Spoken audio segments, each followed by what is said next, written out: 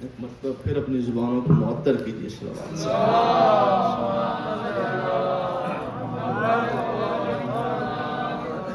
رحم اللہ من قرأ الفاتح۔ بسم اللہ الرحمن الرحیم۔ الحمد للہ۔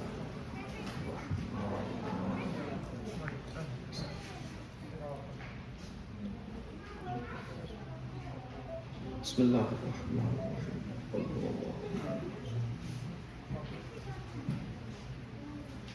اللهم اغفر للمؤمنين والمؤمنات والمسلمين والمسلمات الأحياء منهم والأموات تابع اللهم بيننا وبينهم بالخيرات إنك على كل شيء قدير بحرمة محمد وآله الطاهرين۔ پروردگار واسطہ محمد و اہل بیت محمد کا ہماری اس عبادت کو اپنی بارگاہ میں منظور و مقبول فرما۔ واسطہ محمد و اہل بیت محمد کا پروردگار جو بیمار ہیں بیمار کربلا کے سب کے شفا عطا فرما۔ میری والدہ محترمہ کو شفا عطا فرما۔ پروردگار واسطہ حسین ابن علی کی عظمت کا بار بار کربلا کی زیارت کا شرف نصیب فرما۔ غم حسین کی دولت سے مالا مال فرما۔ مومنین کو آپس میں اتفاق اور اتحاد کے ساتھ رہنے کی توفیق عطا فرما۔ پروردگار ہماری لاکھوں دعاؤں کی ایک دعا ہمارے وارث حقیقی امام زمانہ علیہ السلام کا جلد ظہور فرما۔ ہمیں امام کے قدموں میں شہادت نصیب فرما۔ ان تمام دعاؤں کی قبولیت کے لیے بلند تر صلوات کیجیے۔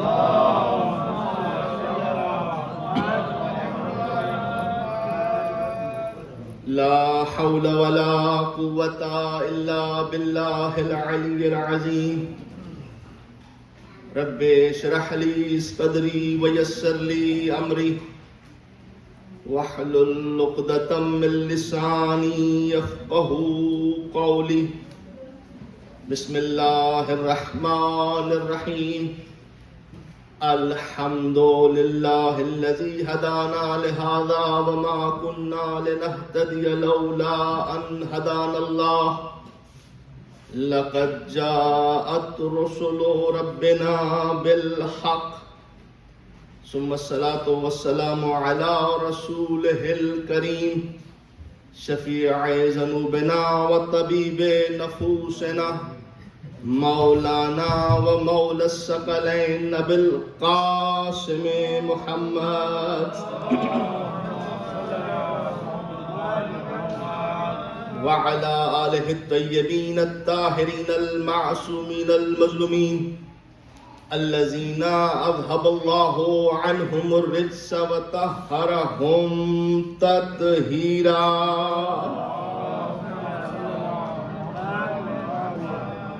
ولعنة الله على أعدائهم أجمعين من يومنا هذا إلى لقاء يوم الدين وبعد يوم الدين۔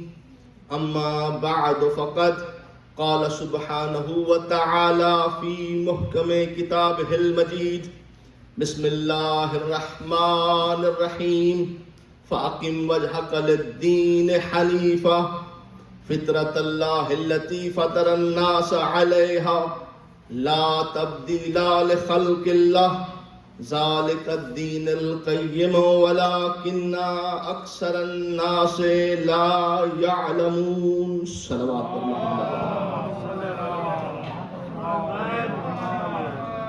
بارے دیگر سے بات بھیجی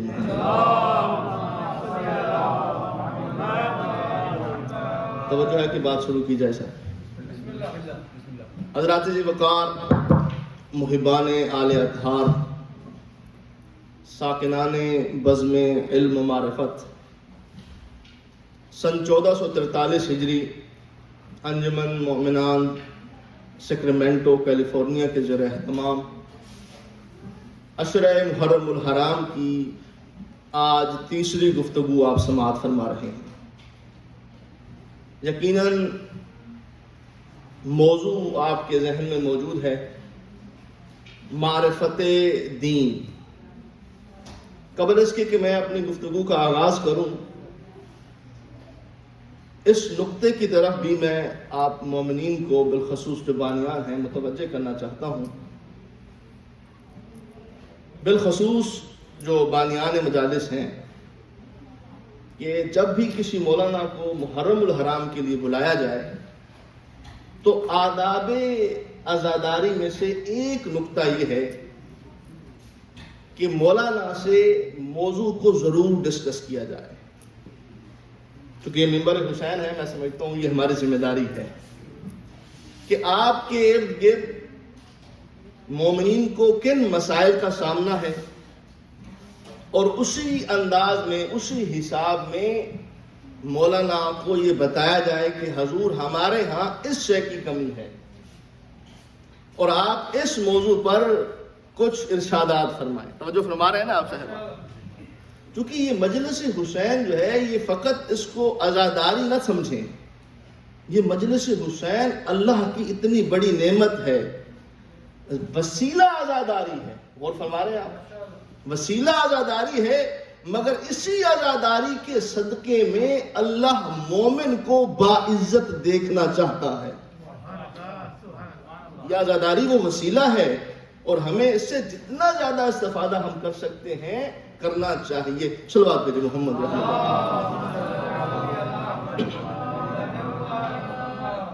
باہر جو میں نے مناسب سمجھا، اور اپنا نثار بھائی نے بھی اس کی تائید کی کہ جو ہم نے موضوع منتخب کیا ہے معرفت دین.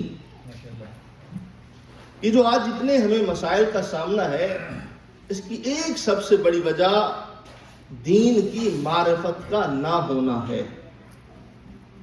کیونکہ امیر المومنین فرماتے ہیں کہ الناس اعداء ما جاہلوا، انسان ہر اس شے کا دشمن ہوتا ہے جس کی اسے معرفت نہیں ہوتی. ایک انسان صحیح معنوں میں مجلس کے بارے میں کچھ جانتا ہی نہیں ہے، مگر باہر جو پروپیگنڈا ہوتا ہے سنتا ہے کہ مجلس میں یہ ہوتا ہے، مجلس میں وہ ہوتا ہے.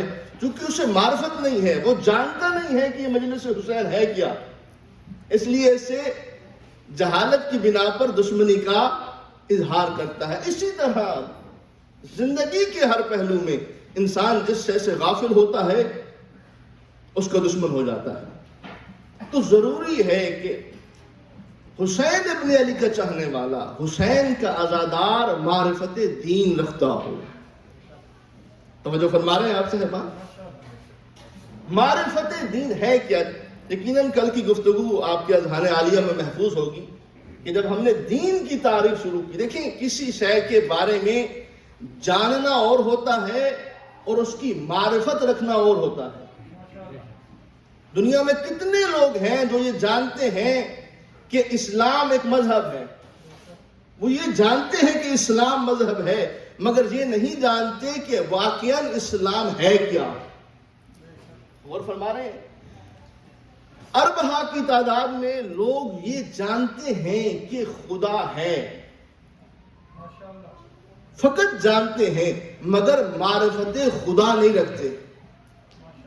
یعنی کسی شے کے بارے میں جاننا اور ہے، کسی شے کے بارے میں علم ہونا اور بات ہے، اور اس کی معرفت ہونا اور بات ہے. اور یہ جو مجالس اعضا ہیں، یہ جو حسین ابن علی کا وہ دولت خانہ ہے، حسین ابن علی کا وہ گھر ہے کہ جہاں پر علم کی خیرات تقسیم کی جاتی ہے. اب اس میں ہوتا کیا ہے؟ دراصل مومن علم ضرور رکھتا ہے، مگر اس مجلس حسین میں آ کر وہ جو علم الیقین کی منزل ہے، علم الیقین کی منزل سے لے کر حق الیقین کی منزل کو طے کرتا ہے. میں اپنے جملے کو پھر دوہرا دیتا ہوں کہ یہ مجالس اعضا کس لیے ہیں؟ ان مجالس اعضا میں مومن علم الیقین کی منزل سے لے کر حق الیقین کی منزل کو طے کرتا ہے. مثال دے دوں تاکہ بات بالکل واضح ہو جائے کہ یہ علم الیقین کیا ہے. دیکھیں، یقین کی 3 قسمیں ہیں. سب سے پہلے کسی بھی شے کے بارے میں فقط علم ہونا. مثال کے طور پر تمام لوگوں کو معلوم ہے کہ پانی جو ہے وہ پیاس بجھاتا ہے. اب اگر کہیں پر آپ دور سے دیکھیں، اگر کوئی انسان پیاسا ہو اور وہ دور سے کوئی ایسا ظرف دیکھے، جیسے پرانے زمانے میں مجھے نہیں معلوم سے کہتے کہ ہمیں ہماری زبان میں تو اسے گھڑا کہتے ہیں، یعنی ایسا ظرف جس میں پانی ہو، اس کی پہچان ہے کہ اس کے اندر پانی ہوتا ہے۔ اگر کسی صحرا میں کوئی بندہ پیاسا ہو اور دور سے وہ اس ظرف کو دیکھے تو اس کے ذہن میں کیا خیال آئے گا کہ اس کے اندر پانی ہے، حالانکہ اس نے دیکھا نہیں ہے کہ اس کے اندر پانی ہے، مگر اسے علم ہے کہ ایسا اگر ظرف ہوگا تو اس کے اندر پانی ہوگا۔ اب یہ جو پہلی منزل ہے، اس منزل کو کہا جاتا ہے علم الیقین، یعنی اسے یہ یقین ہے کہ ایسے ظرف کے اندر پانی ہوگا۔ اور فرما رہے ہیں آپ، اب وہ انسان جو ہے اس ظرف کے قریب گیا، اس کے اندر جب نگاہ کی تو اس کی پانی پر نگاہ پڑی، مگر اسے یہ یقین نہیں ہے کہ واقعاً یہ آب جو ہے، یہ پانی جو ہے، یہ آب مطلق ہے یا آب مضاف ہے۔ اب علم الیقین کی منزل سے اس نے عین الیقین کا سفر کیا۔ اور فرما رہے ہیں آپ، یعنی پہلے اسے فقط علم تھا کہ اس کے اندر پانی ہوگا، قریب آیا دیکھا کہ اس کے اندر پانی ہے، جو علم الیقین تھا وہ عین الیقین میں تبدیل ہو گیا۔ کیوں؟ اس نے اپنی آنکھوں سے دیکھ لیا۔ جب اس نے اپنی آنکھوں سے اس چیز کو دیکھ لیا کہ اس کے اندر پانی ہے تو اب اگلی منزل پر پہنچ گیا، علم الیقین سے عین الیقین کی منزل پر۔ مگر ابھی بھی بات مکمل نہیں ہے، جب تک وہ پانی پیے گا نہیں اسے یقین حق نہیں ہوگا کہ واقعاً اس کے اندر آب مطلق ہے یا آب مضاف ہے۔ لیکن جو گلاب کا عرق ہوتا ہے وہ بھی پانی ہوتا ہے، اس کی شکل بھی عام پانی جیسی ہوتی ہے۔ جب تک انسان چکھے گا نہیں اسے یقین نہیں ہوگا کہ یہ آب گلاب کا عرق ہے، گلاب کا پانی ہے یا کہ آب مطلق ہے۔ اور فرما رہے ہیں جیسے ہی اس نے پانی پیا، اس نے گھونٹ بھرا، اس وقت اسے یقین ہوا کہ یہ آب مطلق ہے۔ یعنی اب وہ کس منزل پر ہے؟ اب وہ حق الیقین کی منزل پر ہے۔ جو علم الیقین کا سفر شروع ہوا تھا وہ حق الیقین تک پہنچ چکا ہے۔ یہ مجالس عزا علم الیقین کو حق الیقین میں تبدیل کرتی ہیں کہ جہاں مومن صرف جانتا ہے مگر اس ذکر حسین کے صدقے میں اسے حق الیقین کی منزل تک پہنچایا جاتا ہے۔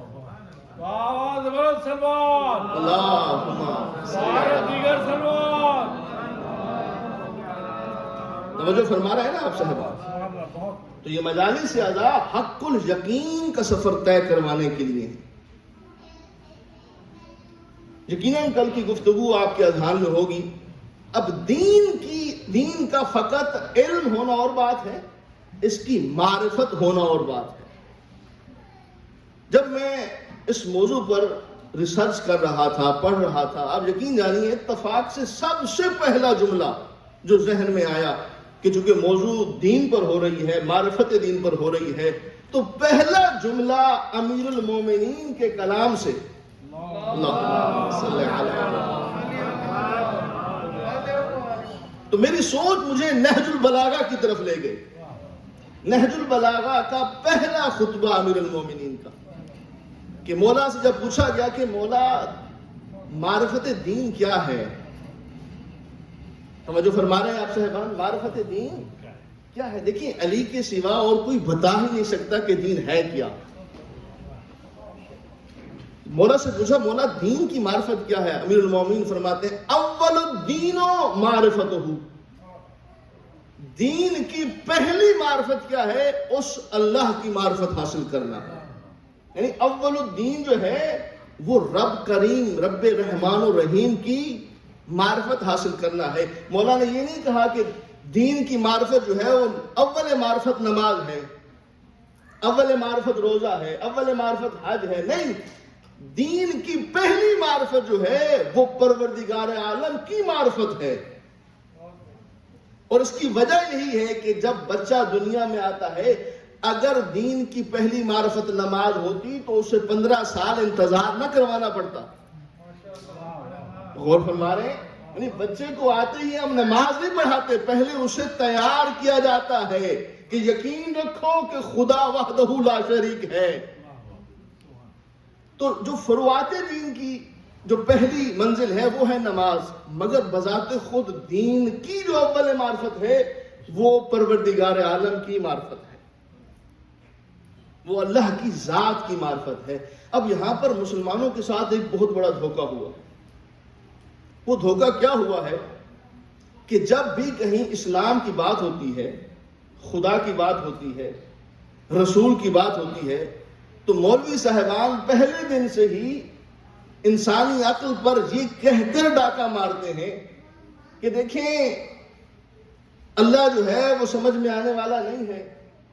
ٹھیک ہے، کوئی بالکل صحیح بات ہے، اس میں کوئی شک نہیں ہے کہ واقعی خدا سمجھ میں آنے والا نہیں ہے، اور اللہ نے یہ جو دین ہمیں دیا ہے یہ بھی ہماری سمجھ میں آنے والا نہیں ہے۔ دلیل کیا دیتے ہیں؟ اگر کوئی پوچھے کہ مسلمانوں سے کہ حضور آپ نماز کیوں پڑھتے ہیں، کہتے ہیں شریعت کا حکم ہے، مسلمان ہیں اور مسلمانوں کے لیے نماز واجب ہے، اس کے علاوہ کوئی اور علت؟ کہا جو رسول نے کہہ دیا بس اس پر آنکھیں بند کر کے عمل کرنا ہے۔ غور فرما رہے ہیں؟ یعنی شریعت کو عقل سے دور کر دیتے ہیں، دین کو عقل سے جدا کر دیتے ہیں، اسی لیے کہتے ہیں شریعت کا حکم ہے، اب ضرورت نہیں ہے کہ ہم اس پر غور کریں کہ ہم نماز کیوں پڑھتے ہیں۔ میں ہمیشہ کہا کرتا ہوں کہ دیکھو خدا کی قسم سب سے زیادہ خوش نصیب ہیں آپ افراد۔ کیوں خوش نصیب ہیں؟ انسان اس موضوع پر گفتگو نہ کرے کہ جس کے بارے میں اسے علم نہ ہو، اور آپ کو تو فخر ہونا چاہیے کہ آپ سے اگر کوئی پوچھ رہا ہے کہ آپ نماز کیوں پڑھتے ہیں، اور آپ اگر ہیں بھی مسلمان، تو پھر یا تو یہ ہو کہ آپ جس شریعت پر عمل کر رہے ہیں، جس دین پر عمل کر رہے ہیں، اس کا کوئی فعل خلاف عقل ہو۔ انسان گھبرائے تو تب نا کہ جب اگر ہم نماز پڑھتے ہیں تو کیا نماز میں کسی کی توہین کرتے ہیں، یہ نماز میں کوئی ایسی حرکت کرتے ہیں جو کامن سینس کے خلاف ہو۔ یہاں پر ڈاکہ یہ ڈالا جاتا ہے کہ بس شریعت کے بارے میں سوال نہیں کرنا، صرف عمل کرنا ہے۔ غور فرما رہے ہیں آپ یا نہیں؟ یعنی یہیں سے بچے کو نماز تو سکھائی جا رہی ہے، مگر اس کے ذہن کو یہیں پر بند کر دیا جاتا ہے کہ تمہیں یہ حق نہیں ہے کہ تم سوچو کہ نماز کیوں پڑھائی جا رہی ہے۔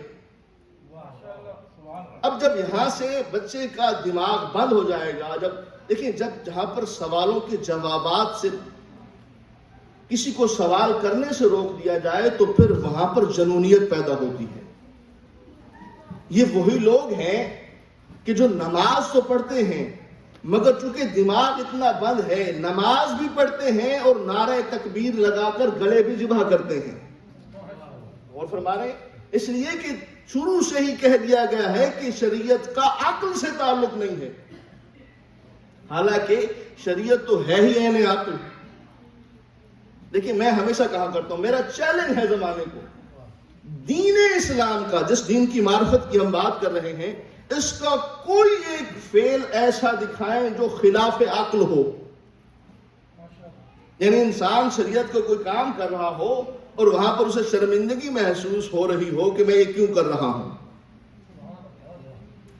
اگر اللہ نے آپ کو اتنا خوبصورت دین عطا کیا ہے تو پھر اس میں شرمانے والی کون سی بات ہے؟ پھر اس کو عقل سے دور رکھنے والی بات کون سی ہے؟ لہذا دین جو ہے، دین کی معرفت، دین عین عقل ہے، دین کا کوئی فعل خلاف عقل نہیں ہے۔ صلوات بھیجے محمد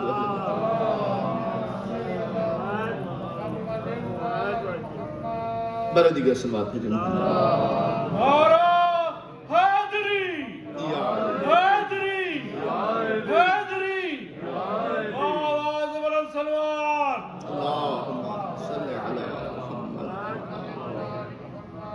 تو جو اسلام ہے، یہ جو دین ہے، یہ دین عین عقل ہے، اس کا کوئی فعل جو ہے وہ کامن سینس کے خلاف نہیں ہے۔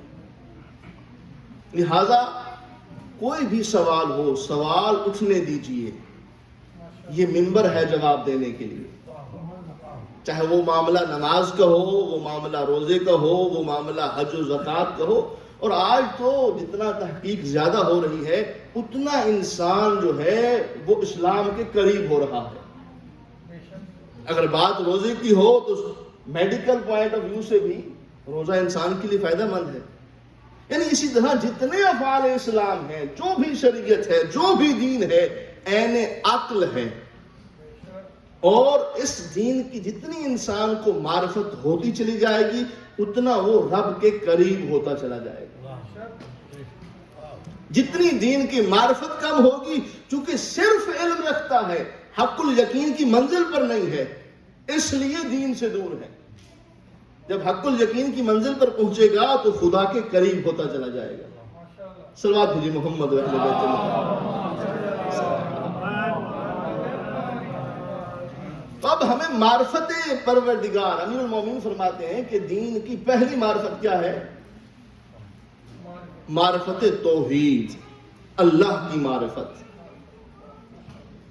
اب ہر انسان، ہر بندہ جو اپنے آپ کو مسلمان کہتا ہے وہ اللہ کو مانتا ہے، اس کا اللہ پر ایمان ہے. مگر ہر انسان کے نزدیک اللہ کی تعریف مختلف ہے. یعنی آپ مکتب اہل بیت میں جس طرح سے توحید پر گفتگو ہوئی ہے، دوسرے مکاتب میں توحید پر ایسی گفتگو نہیں ہوئی. حتیٰ کہ اہل سنت کے بہت بڑے عالم ابن الحدید معتزلی، جنہوں نے نہج البلاغہ کی 40 جلدوں میں شرح لکھی ہے، وہ کہتے ہیں کہ اگر علی زمانے کو توحید کے بارے میں نہ بتاتے تو قیامت تک کسی کو توحید کی الف کا بھی علم نہ ہوتا. یہ امیر المومنین ہیں جنہوں نے توحید پر گفتگو کی ہے. اب وہ بھی مسلمان ہیں جو تو اللہ پر ایمان تو رکھتے ہیں مگر اللہ کو جسمانیت سمجھتے ہیں کہ اللہ جو ہے وہ لیلۃ القدر میں 4تھے آسمان پر آتا ہے. غور فرما رہے ہیں، جب جہنم بھر دی جائے گی تو اس سے مزید آواز آ رہی ہوگی حل من مزید، تو اللہ اس میں اپنی ٹانگ ڈالے گا. یہ میں مسلمانوں کے عقائد بیان کر رہا ہوں کہ جب انسان آل محمد سے دور ہو کر خدا کی معرفت حاصل کرے گا تو پھر ایسا خدا ملے گا جو کبھی 4تھے آسمان پر آئے گا اور کبھی جہنم میں نعوذ باللہ اپنی ٹانگ ڈالے گا. یعنی اس انداز میں انہیں معرفت توحید ہے.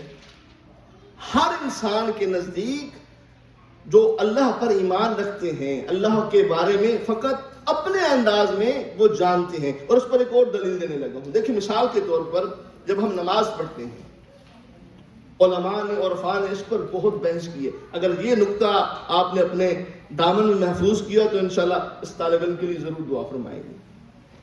میں عرض کر رہا ہوں کہ توحید پروردگار کے لیے جو جتنے بھی افراد ہیں یہ اللہ پر ایمان رکھتے ہیں مگر ہر انسان کا ایمان مختلف ہے. اللہ کے بارے میں معرفت مختلف ہے. یہ تو سب جانتے ہیں کہ اللہ سب کا خالق ہے، سب کا مالک ہے، سب کا رازق ہے، مگر اللہ ہے کیا؟ وہ کون سی صفات ہیں جو خدا کے لیے زیب ہیں اور جو خدا کو زیب نہیں دیتی؟ توجہ فرما رہے ہیں. جب ہم نماز پڑھتے ہیں تو نماز میں جب ہم رکوع میں جاتے ہیں تو ہم کیا کہتے ہیں؟ سبحان ربی العظیم و بحمدہ. سجدے میں گئے پھر کیا کہا؟ سبحان ربی الاعلی و بحمدہ. اچھا، کیا ہی اچھا ہوتا اگر ہم اس طرح سے کہتے کہ سبحان رب العالی، مگر ہم کیا کہتے ہیں؟ سبحان ربی العالی. وجہ کیا ہے؟ اب میں اس کا ترجمہ کر دیتا ہوں، پھر آپ کو بات سمجھ میں آئے گی کہ انسانوں کے نزدیک جو خدا کا تصور ہے یہ مختلف ہے، معرفت مختلف ہے. جو معرفت مصطفیٰ کو خدا کی ہے وہ آج کے انسان کو نہیں ہے. کیا آپ کہہ سکتے ہیں کہ جو معرفت رسول اللہ کو اللہ کی تھی وہ ہمیں بھی ہے؟ یعنی اس کا مطلب یہ ہے خدا وہی ہے جو سب کا خالق ہے مگر ہر انسان کے نزدیک مقام معرفت مختلف ہے. اسی لیے جب ہم نماز پڑھتے ہیں تو ہم کہتے ہیں سبحان ربی العالی و بحمدہ. بابرکت ہے وہ ذات، سبحان ہے اس کی ذات، وہ عظیم ہے. وہ کون؟ جو میرا رب ہے. یعنی یہاں پر ہر انسان انڈیویجلی طور پر اللہ کی بارگاہ میں اقرار کر رہا ہے، جو تصور خدا اس کے ذہن میں ہے وہ اسی انداز میں کہہ رہا ہے کہ اس اللہ کی تعریف ہے، سبحان کے قابل ہے جو میرا رب ہے۔ یعنی اگر میں سجدہ کروں اور کہوں سبحان ربی الاعلیٰ، تو اس کا مطلب یہ ہے کہ جو تصور خدا میرے ذہن میں ہے میں اس کی بات کر رہا ہوں، میں اس تصور خدا کی گواہی دے رہا ہوں جو میں خدا کے بارے میں جانتا ہوں۔ اب سجدہ مصطفیٰ بھی کرتے ہیں، سجدہ علی المرتضیٰ بھی کرتے ہیں، اس لیے کہ مصطفیٰ اور علی کے سجدے میں فرق ہے، اس لیے کہ علی اور ہمارے سجدے میں فرق ہے۔ جو معرفت پروردگار مصطفیٰ رکھتے ہیں وہ آپ اور میں نہیں رکھتے، اسی لیے گواہی دیتے ہیں کہ جس اللہ کی میں تمہید کر رہا ہوں وہ میرا رب ہے۔ یعنی جو تصور رب میرے نزدیک ہے وہ اللہ سبحان ہے، وہ اللہ عظیم ہے۔ غور فرما رہے ہیں آپ یا نہیں؟ صلوات بھیجیں محمد و اہل بیت۔ نعرہ تکبیر، نعرہ رسالت، نعرہ حیدری، حیدری، حیدری، آواز بلند صلوات۔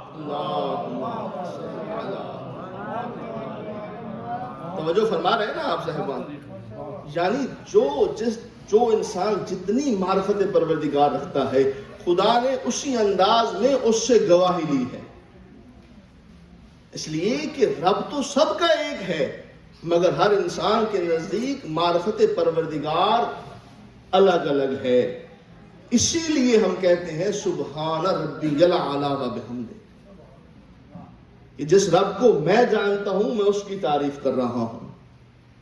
یہ ممکن نہیں ہے کہ ایک شخص اللہ کے بارے میں جسم کا قائل ہو، اس کا سبحان کہنا اور نبیوں کے سردار مصطفیٰ کا سبحان کہنا ایک ہو جائے۔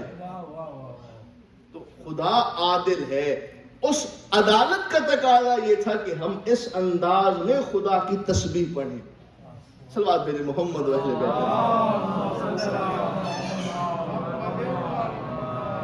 توجہ فرما رہے ہیں نا آپ صاحب؟ تو معرفت پروردگار وہی کروا سکتا ہے کہ جو زمین پر رہتے ہوئے آسمان کے بارے میں جانتا ہو۔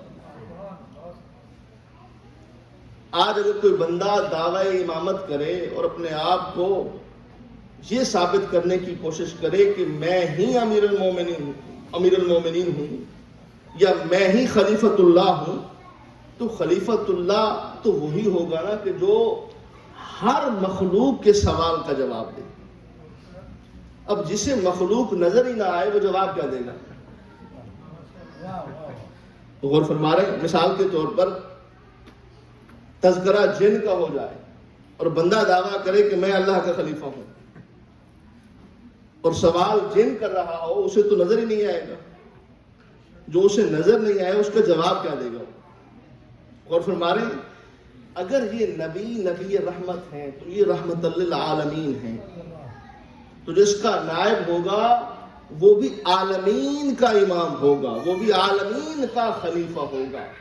لہذا ضروری ہے کہ اگر معرفت پروردگار پر بات ہو تو رسول اللہ کا یہ قول سبحان اللہ، رسول خدا فرماتے ہیں کہ جو معرفت مجھ کو خدا کی ہے وہ اور کسی کو نہیں سوائے علی کے۔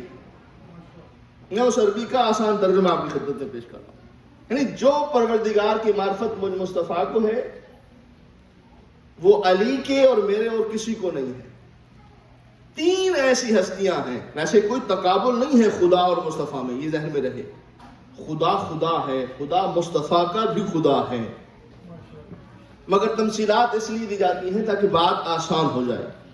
رسول خدا فرماتے ہیں جو اللہ کی معرفت مجھ مصطفیٰ کو اور علی کو ہے اور کسی کو نہیں ہے، میری معرفت یا اللہ کو ہے یا علی کو ہے، اور علی کی معرفت یا مجھ مصطفیٰ کو ہے یا خدا کو ہے۔ خود رسول اللہ کا فرمان ہے، یعنی یہاں پر رسول خدا ایک باؤنڈری قائم کر رہے ہیں کہ تم سوچنا بھی مت کہ تم معرفت پروردگار حاصل کر سکتے ہو اس انداز میں جو مجھ مصطفیٰ کو معرفت ہے. یعنی یہاں مقام معرفت مختلف ہے. صلوات بھیجے محمد و اہل بیت اللہ. تو معرفت پروردگار کے لیے اول الدین معرفت ہو، خدا کی معرفت حاصل کرنا. وہ خدا جو ہر شے کا خالق ہے، وہ خدا جو ہر شے کا مالک ہے، وہ خدا جو ہر شے کا رازق ہے. اگر کسی کو توحید میں گڑبڑ کرنی ہو، آج ہمارے ہاں ایسے معاملات ہو گئے ہیں کہ دوسرے بعض اوقات یہ کہتے ہوئے لوگ نظر آتے ہیں کہ علی جو ہے وہ ہمارے رازق ہیں، ہم رزق علی سے لیتے ہیں. یہ ممبر حسین میں اپنی ذمہ داری سمجھتا ہوں. مجھے کسی کی خوشنودی نہیں چاہیے، مجھے اپنے زمانے کی امام کی اور اللہ کی خوشنودی چاہیے. خطبۃ البیان پیش کیا جاتا ہے کہ ماؤں کی شکموں میں تصویریں بنانے والا میں علی ہوں، سورج نکالنے والا میں علی ہوں، رزق دینے والا میں علی ہوں، موت دینے والا میں علی ہوں. چونکہ یہ مجالس ریکارڈ بھی ہو رہی ہیں تو انشاءاللہ دوسرے لوگ بھی اس سے کافی استفادہ کریں گے. میں بعض اوقات ایسے علماء سے بھی گفت و شنید ہوئی کہ جو یہ کہتے ہیں، جو اس عقیدے کے قائل ہیں. تو آج اس منبر حسین کے ذریعے سے میں تمام مومنین تک یہ پیغام پہنچانا چاہتا ہوں. آپ نے خود ہی اس حوالے سے فیصلہ کرنا ہے کیا واقعاً یہ امیر المومنین کا کلام ہے یا نہیں ہے. نہج البلاغہ کے علاوہ جو اور بہت ساری کتابیں جن میں اس طرح کے فرامین ہمیں ملتے ہیں، دیکھیں بڑی آسان اور سادہ سی بات ہے. ہم اثنا عشری شیعہ ہیں، یعنی ہمارے 12 امام ہیں. امام 12 ہیں مگر قول ایک ہے. میں اس کو اور آسان کر دیتا ہوں. دیکھیں اہل سنت جو ہمارے بھائی ہیں، مقصد تنقید کرنا نہیں ہے، ایک تقابلی جائزہ کیا جا رہا ہے. اب جو ہمارے اہل سنت بھائی ہیں ان کے 4 بڑے امام ہیں، امام مالک، امام شافعی، امام حنبل اور ابو حنیفہ. 4 امام ہیں اور ان کے مقلدین جو ان کو مانتے ہیں، چاروں کے نماز پڑھنے کا جو طریقہ ہے وہ مختلف ہے. یعنی یہ کہتے ہیں کہ آپ یہاں پر ہاتھ رکھیں، دوسرے کہتے ہیں کہ یہاں پر ہاتھ رکھیں. یقیناً آپ جانتے ہیں، آگاہ ہیں اس بات سے. یا کہتے ہیں کہ یہاں پر زیر ناف ہاتھ رکھیں. یعنی 4 امام ہیں اور ایک جو ہے مالکی جو ہے وہ ہاتھ کھلے رکھتے ہیں. ہر امام نے مختلف انداز میں بتایا کہ نماز ایسے پڑھنی ہے. ہاتھ کھولنے کے معاملے میں 4 ہیں، فرمان بھی 4 ہیں. ہمارے 12 ہیں مگر فرمان ایک ہے کہ ہاتھ کھول کے پڑھنا ہے.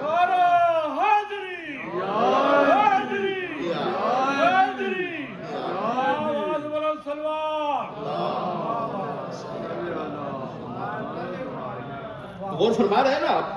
یعنی جو بات امیر المومنین نے کہی وہی بات امام علی النقی نے کہی، جو بات امام زین العابدین نے کہی فرمائی وہی بات سرکار قائم نے فرمائی. یعنی اول سے لے کر آخر تک کسی کے فرمان میں اختلاف نہیں ہے. جو فرمان پہلے محمد کا ہے وہی فرمان آخری محمد کا ہے. جو فرمان پہلے علی کا ہے وہی فرمان آخری علی کا ہے. یعنی امام 12 ہیں مگر بات ایک ہے. وہاں امام 4 ہیں اور باتیں بھی 4 ہیں. یہ سلسلہ کیا ہے؟ اب جو لوگ یہ کہتے ہیں کہ مولا علی نے یہ کہا کہ میں رب ہوں، میں رزق دیتا ہوں، میں موت دیتا ہوں، میں حیات دیتا ہوں، میں نظام کائنات چلاتا ہوں، میرا ان کی بارگاہ میں عرض اور گزارش یہ ہے کہ جہاں شریعت کی بات ہوتی ہے، جہاں امام کے فرمان کی بات ہوتی ہے، تو اگلا امام پچھلے امام کے فرمان کی تائید کرتا ہے.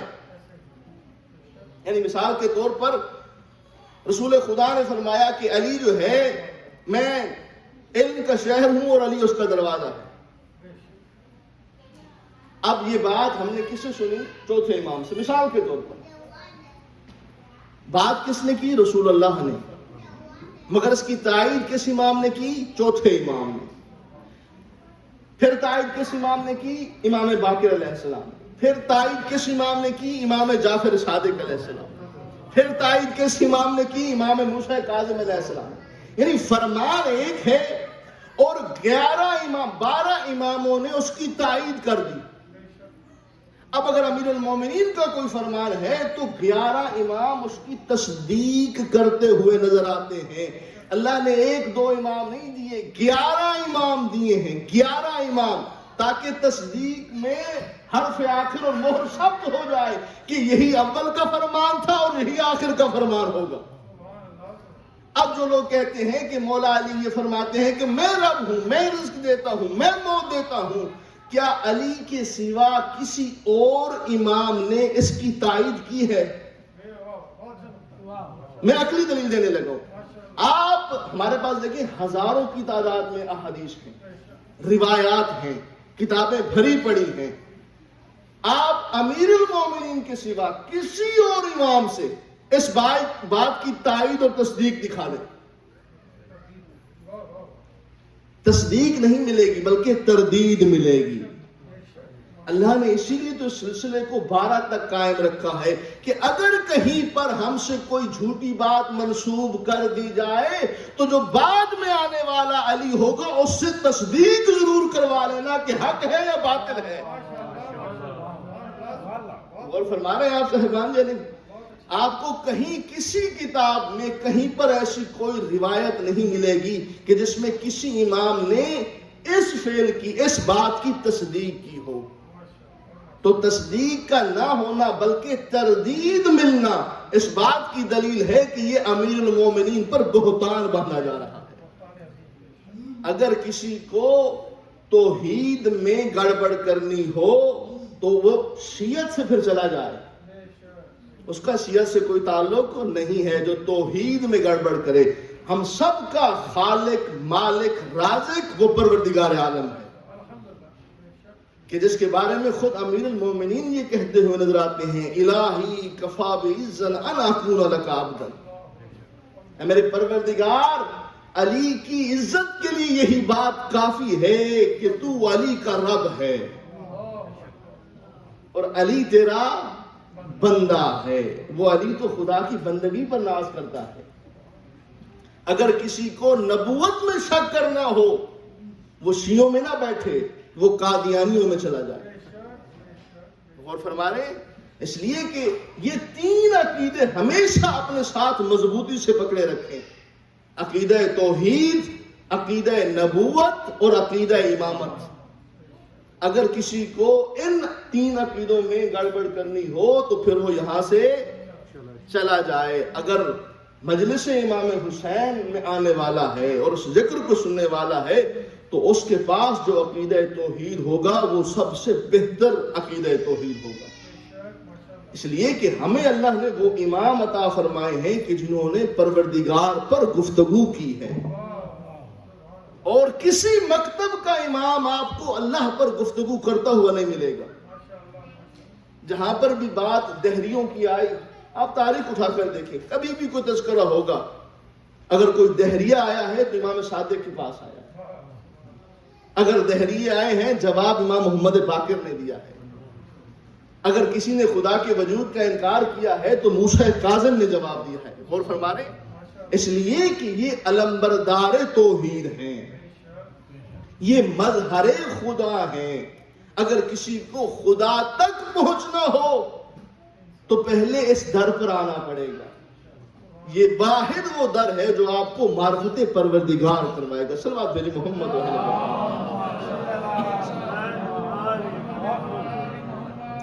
جو فرما رہے ہیں نا آپ صاحبان، یہ ہماری ذمہ داری ہے. معرفت توحید مومن کے لیے بہت ضروری ہے. جب ہماری بنیاد مضبوط ہوگی تو پھر ہم ڈگمگائیں گے نہیں. جب آپ کے سامنے جب بچے کی بنیادیں مضبوط ہوں تو پھر آپ لاکھ کوشش کریں آپ اس کو اس کی راہ سے ہٹا نہیں سکتے، اس لیے کہ بنیاد مضبوط ہے. اور اگر بنیاد ہی مضبوط نہ ہو اور کوئی خطیب، کوئی واعظ جو ہے وہ اس طرح اس انداز میں آ کر امیر المومنین کے بارے میں گفتگو کرے تو پھر کیا ہے، وہ اسی طرف چل نکلے گا۔ لہذا ضروری ہے اس منبر کی حفاظت کے لیے مومنین، جیسے میں پہلے عرض کر چکا ہوں، ضروری ہے کہ آپ مبلغان دین کو دعوت دیں۔ یہ بہت ضروری ہے۔ اگر ہم نے اس بات پر توجہ نہ دی تو آنے والی نسلیں جو ہیں وہ مشرک قرار دے دی جائیں گی، یہ شیعہ مشرک ہیں، نعوذ باللہ۔ لہذا ضروری ہے اس انداز میں اس کی حفاظت کیجیے۔ صلوات بھیجے محمد و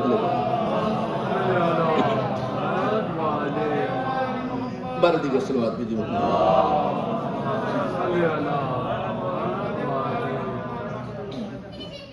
تو معرفت پروردگار اول الدین معرفت ہو، اس اللہ کی معرفت حاصل کرنا یہ اول دین ہے۔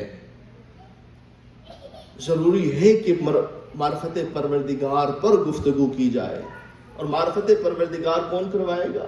امیر المومنین کروائیں گے، حسین شہید کربلا کروائیں گے، علی زین العابدین کروائیں گے۔ جب امیر المومنین سے پوچھا گیا مولا معرفت پروردگار کیا ہے، مولا فرماتے ہیں تیرا اپنے نفس کی معرفت حاصل کرنا معرفت پروردگار ہے۔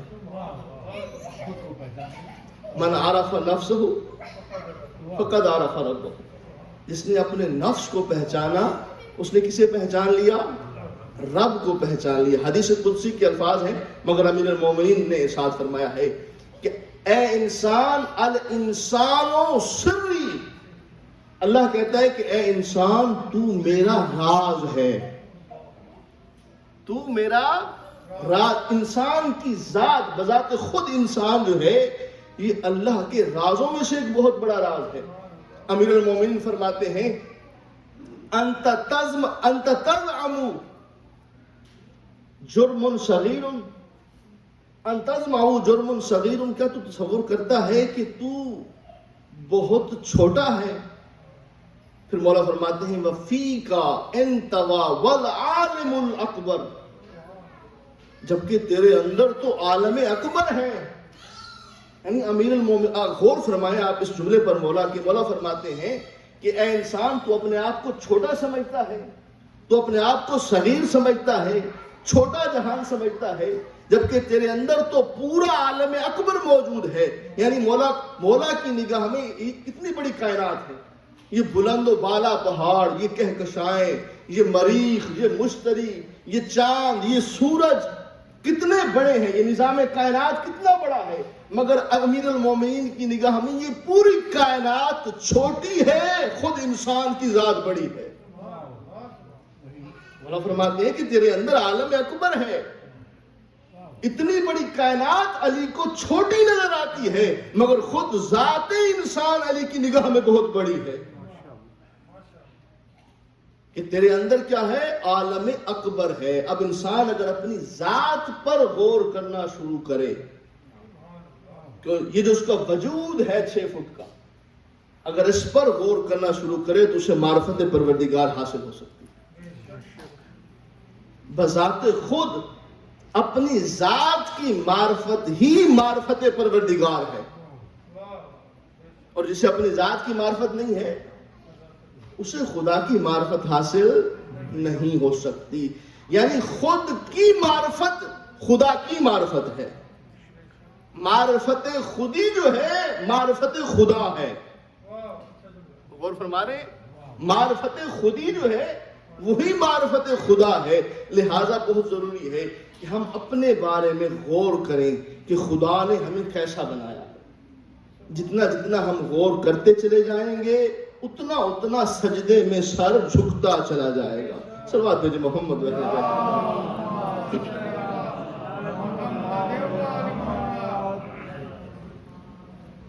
چونکہ دامن وقت کا بھی ہمیشہ ذہن میں خیال رہتا ہے تو چیزوں کو وائنڈ اپ کرنا سم ٹائم بڑا مشکل ہو جاتا ہے، اور انشاءاللہ کوشش ہوگی کہ جو آئندہ مجالس ہیں اس میں بھی اس سلسلے کو جاری و ساری رکھا جائے۔ باہر کیف جتنی بھی علمی گفتگو ہو چاہے علم کے دریا بہا دیے جائیں، اس وقت تک اس مجلس میں آنے کا حق ادا نہیں ہوتا جب تک صفحہ رخسار پر دو آنسو نہ آ جائیں۔ میں ہمیشہ کہا کرتا ہوں، وہ جو مدینے سے بیوی آتی ہے نا، وہ ہمارا فلسفہ اور علم سننے نہیں آتی، وہ اس لیے آتی ہے کہ مجھے میرے لال کا پرسہ دینے کون کون آیا ہے، مجھے میرے مظلوم کا پرسہ دینے کون کون آیا ہے۔ اللہ جانے کتنا مظلوم ہے زہرا کا لاڈلا۔ کیا کبھی آپ نے اس بات پر غور کیا ہے؟ بہت بڑے مظلوم کا نام ہے علی، مگر جب کبھی کسی کے سامنے کسی مجلس میں لفظ مظلوم آئے، ذہن مولا علی کی طرف نہیں جاتا۔ بہت بڑے مظلوم کا نام ہے موسیٰ کاظم، مگر جب تک نام نہ لے لیا جائے تصور ادھورا رہ جاتا ہے، مگر واحد مظلوم ہے حسین۔ اللہ جانے کتنا مظلوم ہے، فقط نام مظلوم لے ذہن میں خیال حسین کی طرف چلا جاتا ہے۔ اتنا مظلوم ہے زہرا کا لاڈلا عزاداران امام حسین۔ ہمیشہ کہا کرتا ہوں، ان آنسوؤں کی قدر کیجئے، قبر میں جانے کے بعد احساس ہوگا کہ حسین پر آنسو بہانا کتنی بڑی نعمت تھی۔ روایات میں ملتا ہے کہ جب عالم محشر برپا ہوگا، حساب ہو چکا ہوگا، فیصلے ہو چکے ہوں گے، امام صادق علیہ السلام کا یہ فرمان، مولا فرماتے ہیں کہ ایسے بھی افراد ہوں گے کہ جن کے بارے میں خدا کی طرف سے حکم آ چکا ہوگا کہ اے دروغہ جہنم، اسے جہنم میں لے جاؤ۔ دروغہ جہنم اسے لے کر جا رہے ہوں گے، مگر جہنم میں پھینکنے سے پہلے آواز پروردگار آئے گی، اے دروغہ جہنم ٹھہرو، میرے پاس اس کی ایک امانت ہے۔ دروغہ جہنم اسے چھوڑ دیں گے۔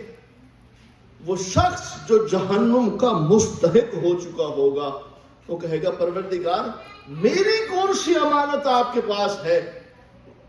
اس وقت پروردگار عالم اس کے حوالے ایک موتی کرے گا، اس کے ہاتھوں میں ایک موتی آئے گا،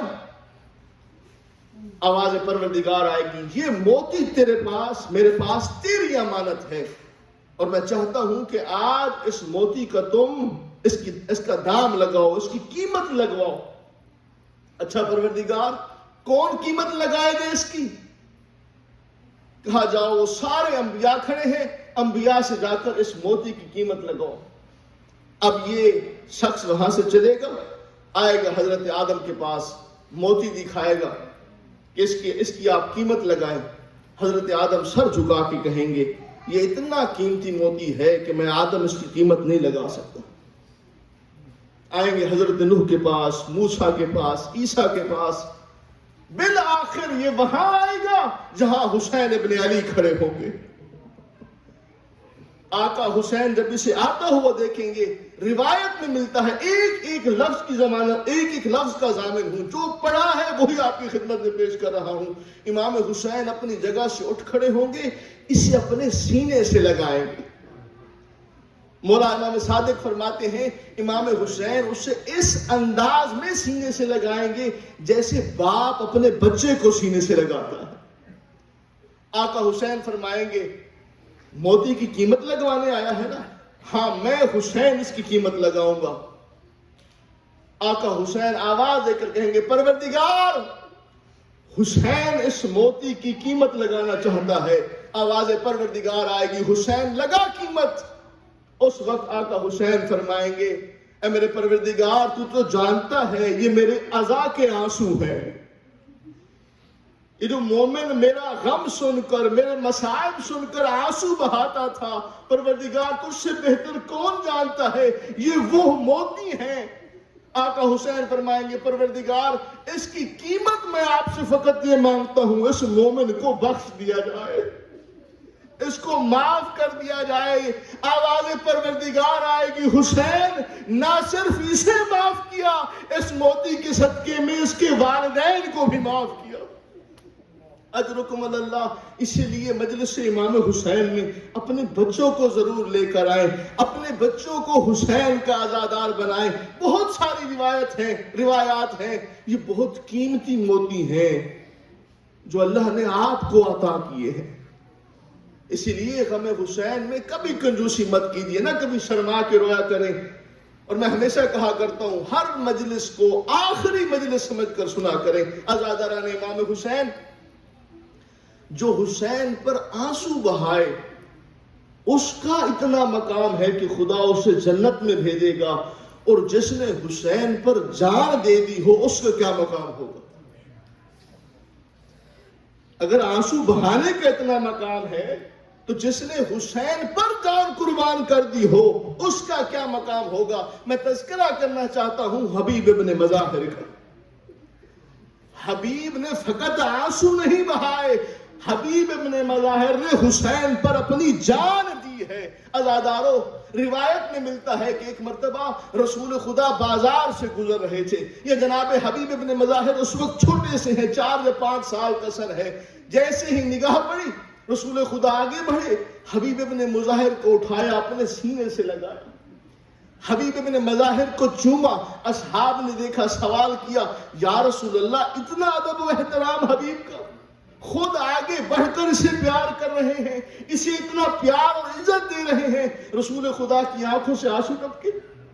رسول رو کے فرماتے ہیں، میرے صحابیوں، میں نے ان آنکھوں سے دیکھا ہے میرا حسین آگے آگے چلتا جا رہا تھا، حبیب پیچھے پیچھے چلتا جا رہا تھا. جہاں حسین کے قدم پڑتے تھے حبیب ان قدموں کی خاک کو اٹھاتا تھا، اپنی آنکھوں پہ لگاتا تھا. یہ جو میرے حسین سے اتنا پیار کرتا ہے، آخر میں کیوں حبیب سے پیار نہ کروں؟ یہ میرے حسین کا اتنا احترام کرتا ہے. بس عزادارو، یہ وہ پیار تھا جو حبیب ابن مظاہر نے، رسول خدا نے اس وجہ سے حبیب ابن مظاہر کو اتنی عزت دی. بس عزادارو، مختصر کرنے لگا ہوں. ہر طرف سے دشمن خدا کربلا کے میدان میں آ رہے ہیں. جیسے ہی کوئی آواز آتی تھی نا، مختلف علاقوں سے فوج جوک در جوک جمع ہو رہی تھی. جیسے کوئی نیا گروہ آتا، ہر طرف سے اللہ اکبر کی صدا بلند ہوتی تھی. جناب زینب کے کانوں تک جب یہ آواز پہنچتی تھی، جناب زینب آقا حسین سے پوچھتی ہیں، بھیا حسین، یہ آوازیں کیسی بلند ہو رہی ہیں؟ یہ کون بار بار آ رہا ہے کہ بار بار اللہ اکبر کی صدا بلند ہوتی ہے؟ آقا حسین فرماتے ہیں، بہن زینب، یہ سب مجھے قتل کرنے کے لیے جمع ہو رہے ہیں. یہ سب حسین کو قتل کرنے کے لیے جمع ہو رہے ہیں. اس وقت جناب زینب رو کے فرماتی ہیں، حسین بھیا، یہ سب آپ کو قتل کرنے کے لیے آ رہے ہیں، کوئی آپ کو بچانے کے لیے نہیں آ رہا.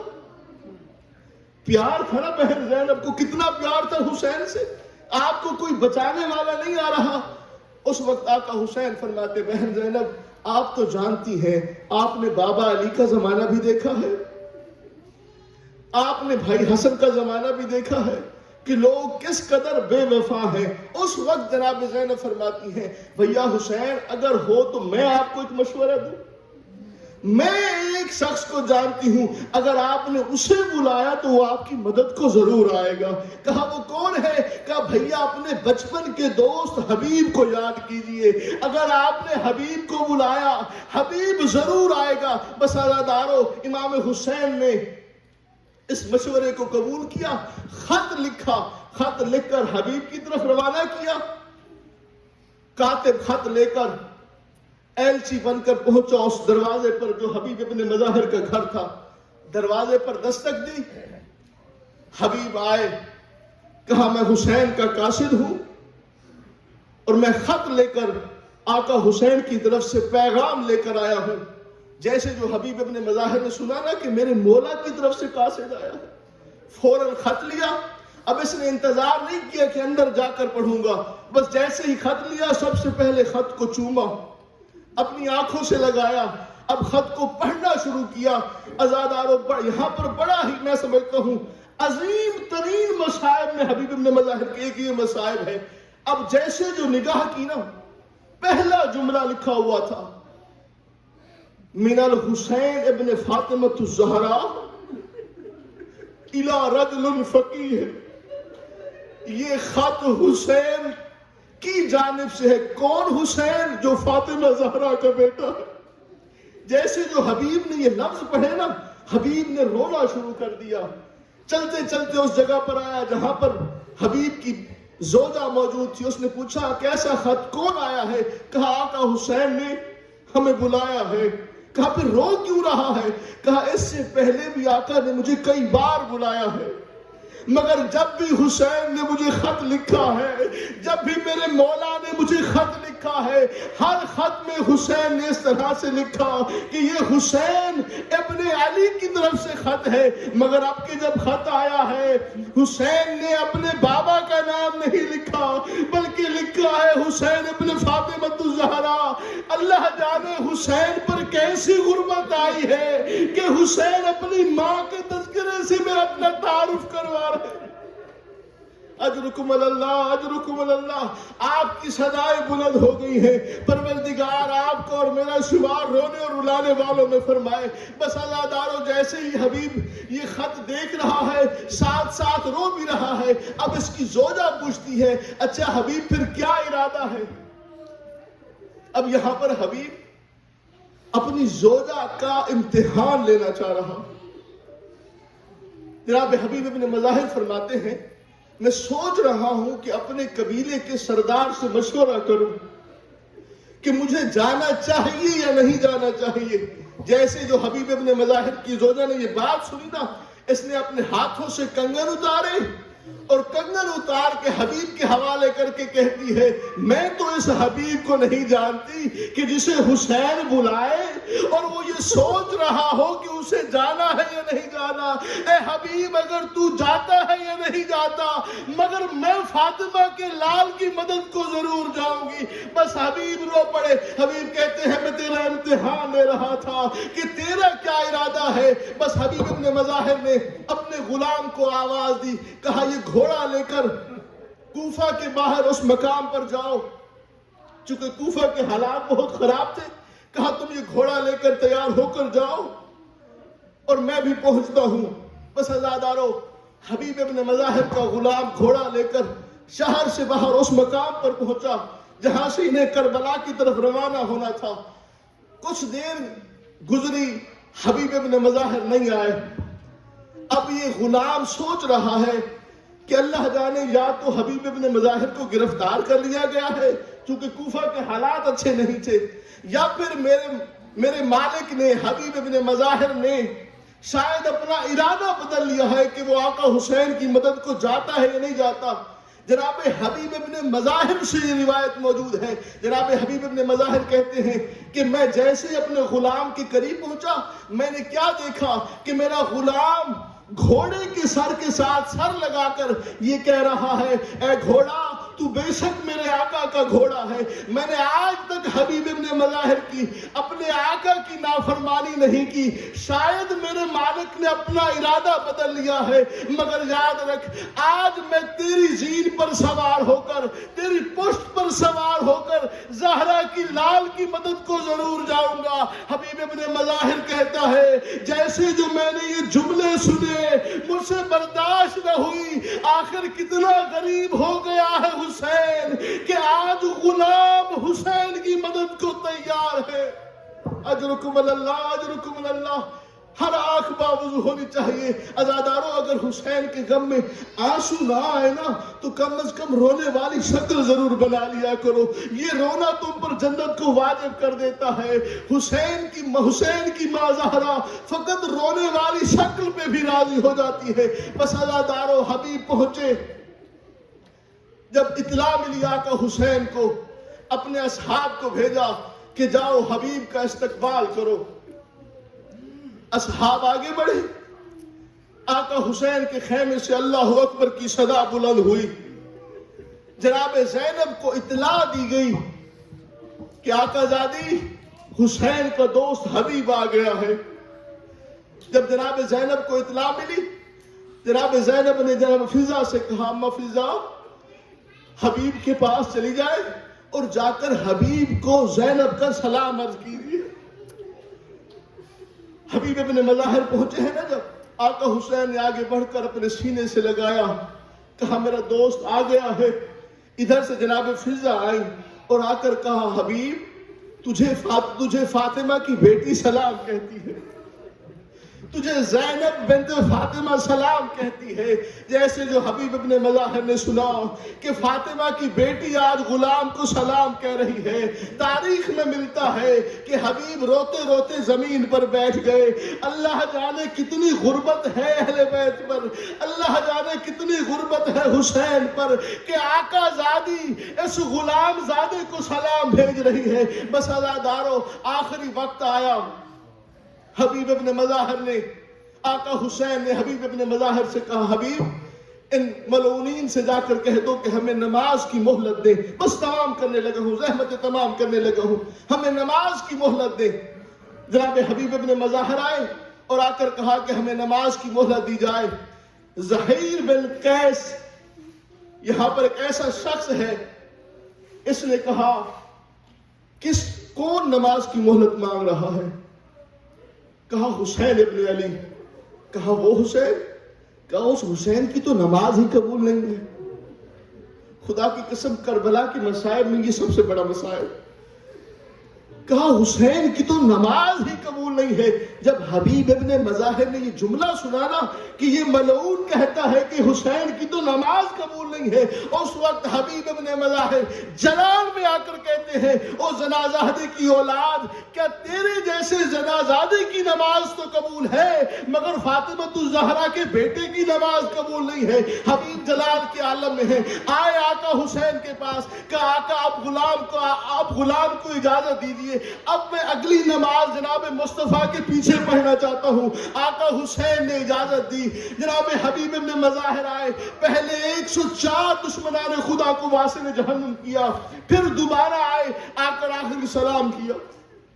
کہا مولا اب میرا آخری سلام قبول کیجئے. حبیب ابن مظاہر دوبارہ آئے، 400 دشمنان خدا کو جہنم واصل کیا. بس پھر ایسی ضرب لگی کہ حبیب زین سے زمین پر آئے، آقا حسین کو آواز دی. حسین اکیلے نہیں پہنچے، مسلم بن عوسدہ کو ساتھ لے کر حسین پہنچے ہیں. جا کر حبیب کا سر اٹھایا، اپنی آغوش میں رکھا.